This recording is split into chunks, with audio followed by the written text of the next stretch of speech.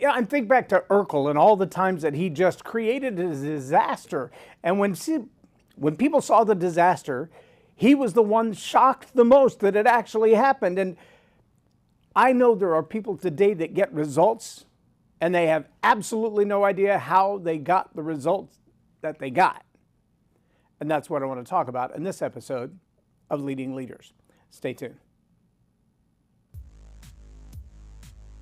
He has spoken on the topics faith, family and freedom in Cuba, Belgium, Brazil, Congo, UK and all over the USA to crowds from 14 to 40,000. International leadership speaker, trainer and coach. Author of Learn to Raw Leadership, Attitude Hack, Live a More Excellent Life, 5 Battle Strategies of a Victorious Warrior. 2021 President's Lifetime Achievement Award recipient.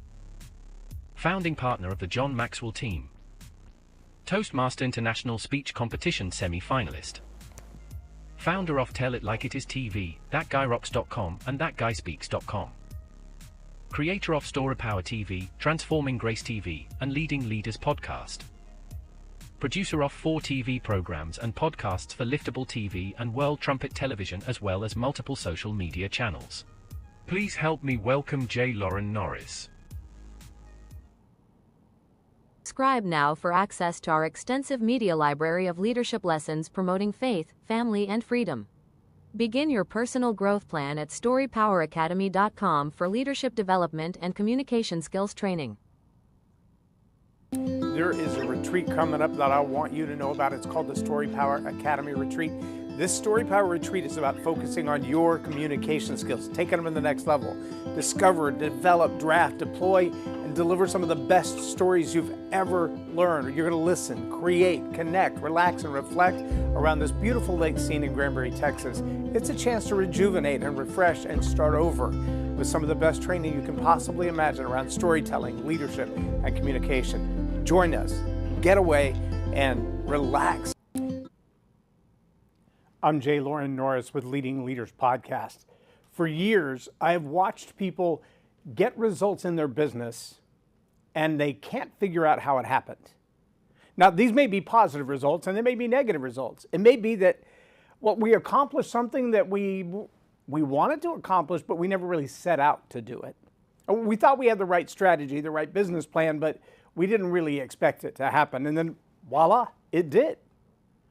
There's a couple of reasons that happens on the positive side. There's even more reasons that happens on the negative side. And what I mean by that is the fluke, I didn't plan for that, but it happened kind of results that you look back and you're like, how did I do that? Was that me? Those are more commonly negative results than they are positive results. And the reason that that's true is that most people are operating on the old belief system, right? They're caught up in this cycle of thought process. They're caught up in, this is the way it's always been, I'm going to keep doing it that way. Or I'm in the habit of X, Y, and Z, and so that's just what we do. That's our habit. The challenge with that is when you're stuck in that habit, you may not realize the actual results that you're producing. You're stuck in a habit, you don't realize the actual results that you're producing. And so the challenge becomes, it's just that I keep doing what I'm doing and I can't tell you why I got the results that I got. You know, I have a friend named Ronnie Akins. Now, Ronnie today is very successful in his business as a carpenter. Bathroom remodels in a day or two, building cabinetry, custom bookshelves, the whole 9 yards. But the first project Ronnie and I did together, he'd grown up with his dad driving nails, building studded walls and, framing. He was pretty good at it. I mean, he would, at 14 years old, carried around a 12-ounce hammer, 16-ounce hammer. He could literally drive nails into a stud to build a frame in 3 strokes. 10-penny nails in 3 strokes. I know. Today we use air guns or electric guns and it's boop, boop, boop, boop. Not real complicated. But back in the ancient days when I was growing up, to watch somebody who wasn't even an adult yet drive a nail in 3 strokes was pretty impressive. Today, as a grown man, as what some would call an old man, we went to the movies the other day, they gave us the senior discount without even asking. I mean, I like senior discounts, but if you can look at me and determine that I'm a senior, I'm older than I think I am. But I can't drive a straight nail.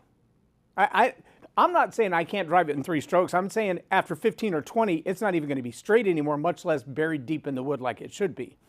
Framing is not my thing. We built a speaker cabinet together, Ronnie and I. There was not a right angle on that thing. There was not a square corner anywhere until he went back at it the second time. And then we ended up with the nice scalloped corners and the complex 45-degree angles where you look at the front of the box and all 4 corners slanted inward and then met with the back wall. It was very impressive. I didn't do that. I couldn't, to this day, I can't do the math to figure out which corners have to be cut at what angle to make them all match up. Ronnie was doing that before he was out of high school. See, he had a skill set. But that skill set didn't necessarily immediately transfer into a whole lot of income. In fact, early on, he would do a whole lot of that work on the side. He would do a whole lot of that work really cheap. Was he good at what he did? Yeah. Did he have the business mastery skills to be able to take that skill set to the next level? No. See, that's the challenge for a lot of people. They get stuck in that place. Now, I can't drive a nail in 3 swings. I can't drive a straight nail in 23 swings. I can't build a box that has right corners on it. I can barely put together an IKEA piece of furniture.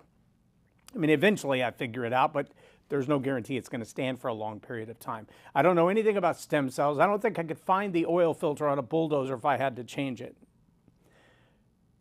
I'm not a doctor, I'm not a lawyer, and I don't play one on TV. But I have coached every one of those industries, some of the top level experts in those industries, political campaigns included. I've never won a political race. I've never tried. But I've coached people in every one of those arenas to successfully communicate better. How did you do that? Well, that's a question that I'm often asked. And the reason that I'm asked that question is because I hear people's stories. Because I study stories so much, I hear and I see your story differently than you do. I help people identify the part of the story that actually may seem to them like a failure, but to everybody else is like, wow, that was a powerful lesson. Recently, I've worked with people in diverse fields that when they tell their story, they're like, well, I failed at this, and then I failed at this, and then I failed at this. And I'm like, have you read Failing Forward by John Maxwell? Because it seems to me that you're not just failing and giving up and starting something different, new, and afresh, but you're taking the lessons you learned from the last mistake and building upon them and building upon them. And that's really the art of leadership at its greatest pinnacle. The ability to look at the things that I've done wrong, figure out what I did wrong, and do them differently next time. Now, when it comes to leading people, that's an absolute asset. The ability to identify your previous mistakes and convert them into lessons learned is also the ability to shortcut the learning curve for someone else. The ability to look at it and say, I did it like this, it didn't work. So I did it like this, and it didn't work. So I did it like this, and it did. That worked. That one worked. Now you can take the people on your team and go, let's skip step 1 and 2. Let's go straight from where you are to number 3. Why? Because 1 and 2 didn't work. There's no reason for you to try that. Now, if you feel like you got to learn that lesson, if you got to make the same mistakes that I made to figure that out, go on with your bad self. But if you really want to accelerate your ability to do this thing, whatever this thing is, let's identify the failures that I've had in the past, figure out what the wins were. How do I convert that failure to a win? And then just give you the shortcut. That's really what I want to do as a leader, is give you the shortcut. Now, in communication skills, what I've discovered is that story, a lot of people want to put the bracket around it. They want to put the handle on it, that what I do is help people with elevator pitches. Look, what I do with story can absolutely help you with an elevator pitch. Absolutely. It can absolutely help you as a guest on a podcast or on a panel on the platform. It can help you with a lot of different things. It can help you in a network meeting. It can help you in a conversation with a client. It can help you close a deal. But story goes so much deeper than that. Yes, it's a forward-facing marketing tool, absolutely. Story is also the tool you use to train your internal team in this little thing called culture. Story is also the thing that you plant in the minds of your clients so that when they go out there and talk to other people, what they say about you is more aligned with what you want to be said about you. Now, you've also got to be able to stand up behind that. If people are going to say, that's one of the greatest nail drivers I've never seen anybody that can drive a nail in 3 strokes, and you get out there and take 23 and have a bent nail when you're done, that's not good. Because that means the story they're telling about you is dishonest, maybe even misleading, perhaps even a lie. Well, that's not what you want. You don't want to create a story that doesn't truly represent you. You don't want to fabricate stories just for the sizzle. You got to be able to deliver the steak as well. So what does that look like in your business? Well, it's not just a matter of you as the head telling the story. Recently working with a couple, husband and wife team that run a business together, and helped to kind of define what his forward statement would be to the public. And when we were done, I turned to the wife and I said, how do you feel about that? Well, it's not mine. What do you mean it's not yours? Well, my story's a little bit different. You run the same company, right? At minimum, you should memorize that story, in my opinion, that elevator pitch, if you will, so that when people say, oh, well, I see you have the same logo, do you have consistent brand messaging with him? And it shouldn't just stop with the husband and wife team. It should be anybody on your team can recite, remember, at least come close to that same statement. Why? Because that's the brand impression. When people walk away and tell some, I just met so-and-so from this company over here, they're great people. They do great things. Well, what do? They should be able to repeat what you said about yourself. That's story. That's the story from your business facing the public. But see, if you have a story that faces the public, and maybe it's consistent across all of your department heads, but you get down to the next level, and the people who are actually working with the public on a regular basis, not just making a presentation to the public in a sales pitch or a marketing pitch or a media campaign, but the ones that are actually seeing the customer every day, the ones that are dealing with the customer every day, the ones that sometimes get frustrated with the customer every day, the ones that have to deliver on the promise that your statement makes, they should be consistent with the ability to answer that question as well. They also need to be operating, functioning at a level where that story is not just a story, it's actually true. So you've got to be able to take the story from the CEOs, the presidents, the board members' ability to articulate that all the way down to your standard operating procedures. And if the things in your standard operating procedures are not consistent with the story you're telling your public, you're going to have a brand problem. And when you have a brand problem, no amount of marketing can overcome bad customer service. So if you say we are a customer-centric business, whatever your business is, we will always get it done on time, we will get it done right, we will go above and beyond, we will go to the ends of the earth for our customers. And then you have one team member who tells a customer, I'm not doing that. All of a sudden, everything you've invested in this brand statement, the business cards, the postcards, the media, the billboards, the signs on the side of your vehicles, if all of those things are not consistent with the experience the customer has, there's no story to fix that. If you're running a political campaign and the genuine who that you are doesn't line up with your political statements, somebody comes and knocks on the door and says, hey, are you going to vote for so-and-so? They're the candidate who does blah, blah, blah, blah, blah. And then they see you in the community doing something other than blah, blah, blah, blah, blah. That's not only going to help you to lose a race, it's going to damage your reputation going forward. You may never run for office again, but you will always be known as the person who didn't do what they said they were going to do. Your integrity is now in question. And that character thing, that can destroy you. It doesn't matter how good your story is. If your character is a mess, you're in trouble. When we walk through the 6-week Story Power class, that 6-week class starts with, what is your meta-narrative? What's the big thing that you do? What is it you claim to do? Who do you help? How do you help them?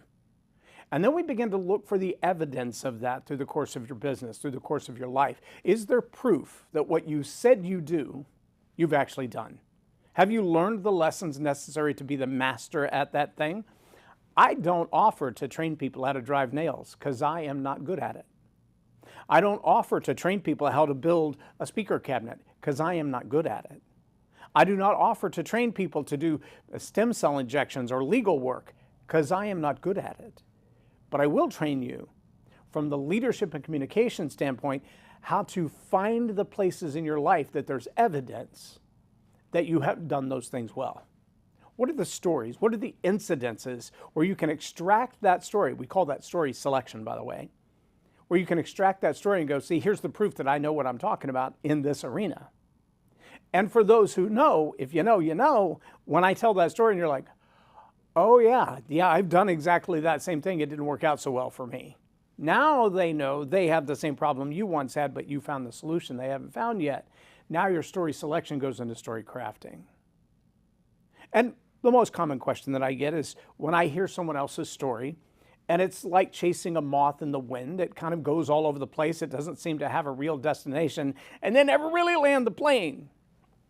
And then I take that story and I reconfigure it in my mind and deliver it back to them in a way that seems coherent and it makes sense. People are often emotional and they're like, how did you do that?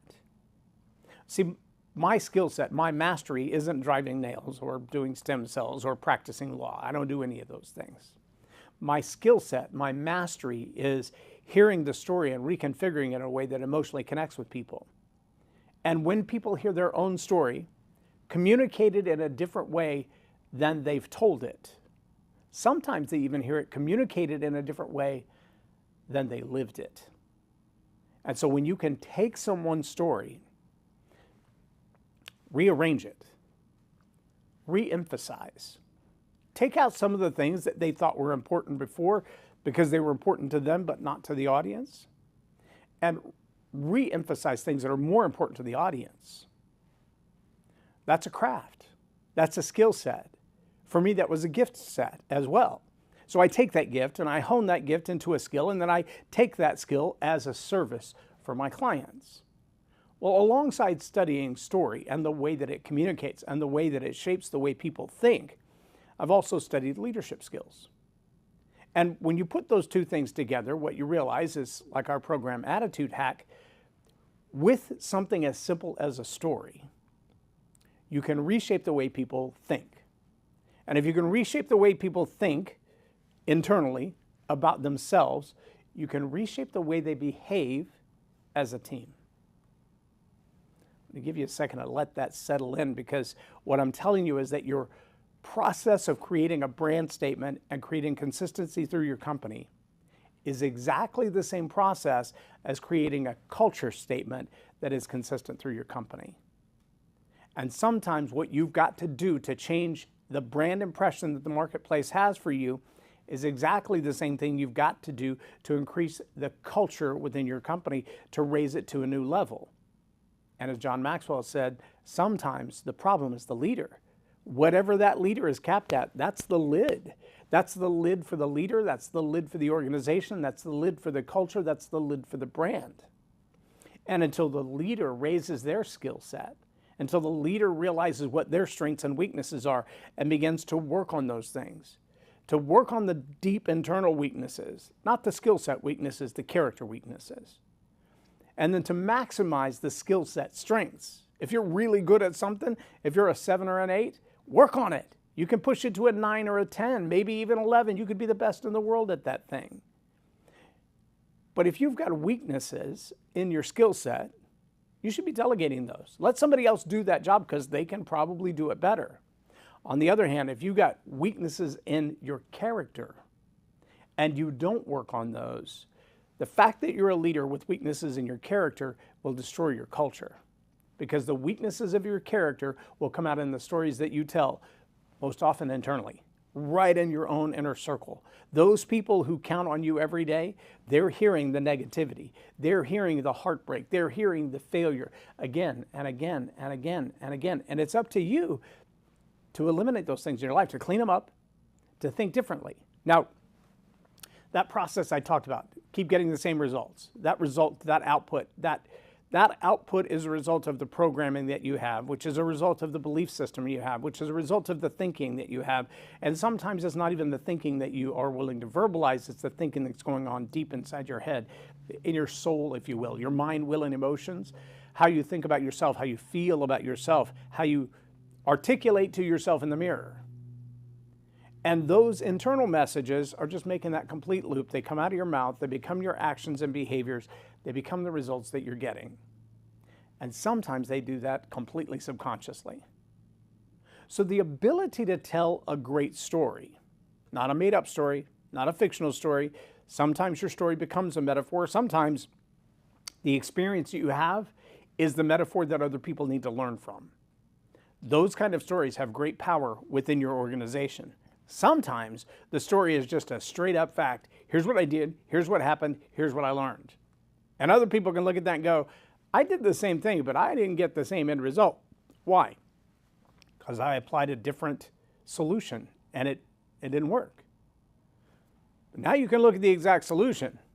I remember the first oil change that I did, I was under the car probably 45 minutes trying to get the oil filter off. I tried rags. I tried big tools. I tried a giant pair of channel locks. I even tried the little thing that my mom used in the kitchen for the mason jar so you could grab hold of the top of that mason jar and crank on it, you know, the little rubber coaster looking thing. None of it worked. None of it. Finally, I called my uncle. I'm like, I cannot get this oil filter off this stupid car. What do I do? He said, well, there's two ways you can solve it. First off, you can go to the parts store and buy what they call an oil filter wrench that actually cinches itself down and put it on there. But if you don't have room to turn that wrench once you put it on there, it's not going to accomplish much either. I'm like, great. Then what do I do? He said, stab it. So why would I want to stab it? He said, because if you stab it and put a screwdriver all the way through it, now you have a handle.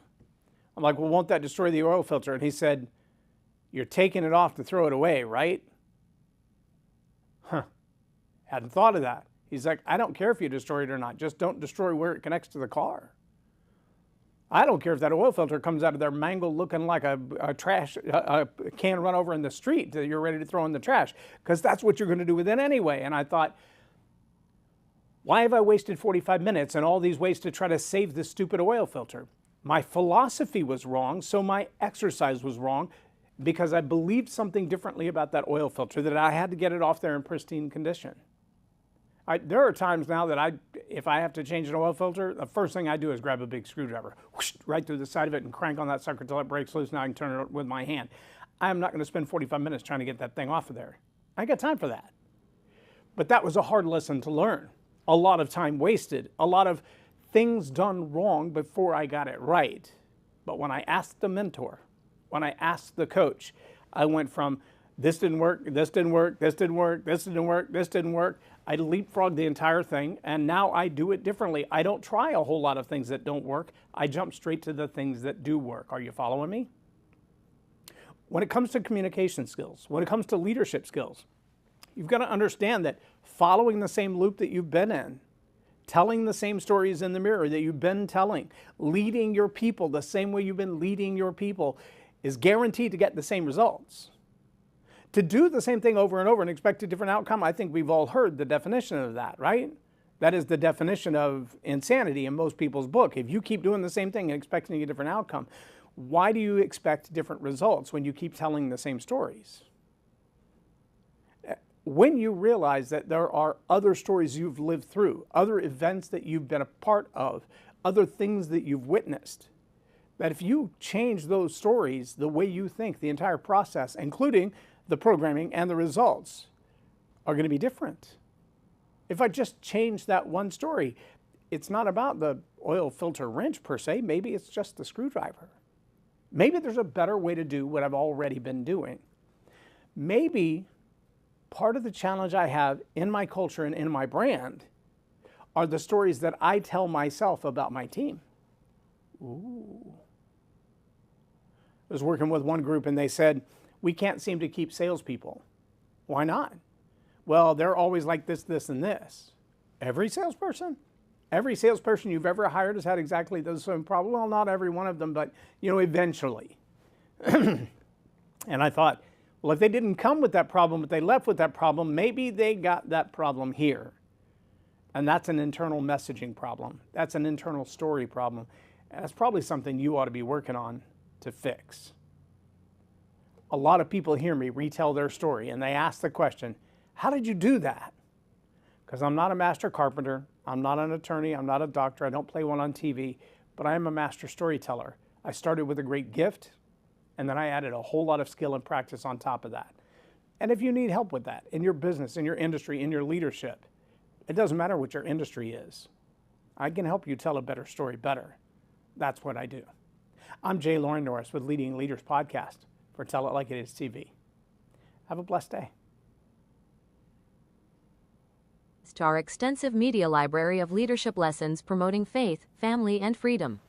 Begin your personal growth plan at StoryPowerAcademy.com for leadership development and